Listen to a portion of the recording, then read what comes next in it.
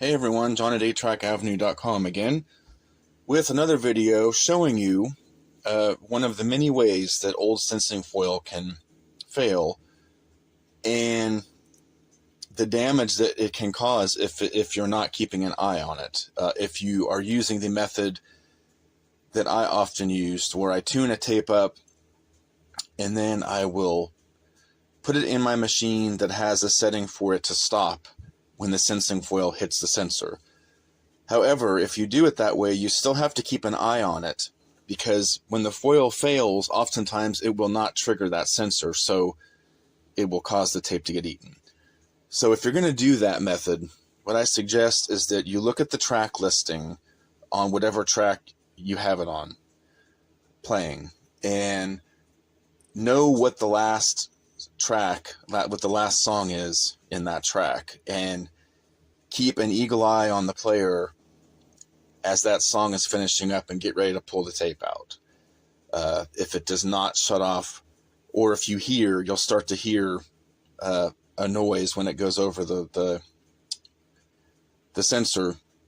It doesn't stop, it'll be obvious, you'll hear it. So make sure that you're ready to pull the tape out as soon as that last song is over. And even better is pull it out as soon as that last song is over and then open it up and hand turn it to the foil. But in this case, with this one, I was ready for it, was listening. It went over the track change sensor and I could hear it start to get eaten. So I pulled it right out. But this is a good opportunity to show you what can happen if you're not paying attention.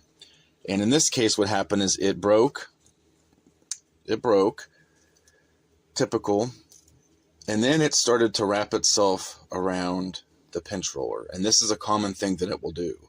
So it will disconnect, it'll break off, it won't trigger the machine, it won't trigger the track mechanism, the track change mechanism, or the shut-off mechanism.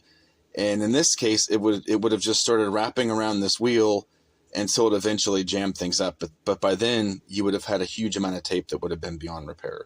So in this case, it was just a little bit, so it's fine. There's the broken piece. See, it was just a little bit, few pieces. Tape isn't even damaged. You know, everything's good. But if I had not been watching this, it would have ended up ruining a section of tape. So this is another reason to keep an eye on your foil splice when you're playing a tape that you don't know whether the splice has been repaired or not. Definitely keep an eye on it. If you're going to play it, and be ready to pull it out as soon as it hits, as soon as it gets to the end of a track, because you don't want it to get, you don't want a perfectly good tape to get eaten and have a significant amount of damage done to it. So I hope this helps someone, and I'll see you next time.